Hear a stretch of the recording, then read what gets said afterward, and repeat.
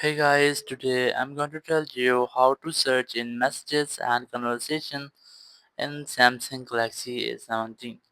If you're using A17 and now you want to search in messages or conversations, so let's see how can you do that.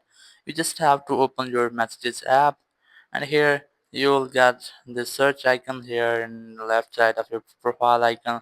If you just scroll up, it will go to your top right corner. Just tap on it, and here you must have to search for which you want to search.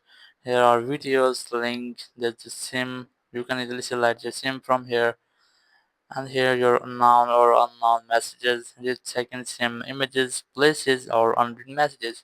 So let's say I'm going to search for unread messages. Just tap on it, and here you will easily get all of your unread messages. If you want to search for any specific conversation, just search with the name as I have. Just tap on it. So that's how you can easily search in messages and conversation in any Samsung A17. Thank you very much for watching the video. Until next video, bye bye.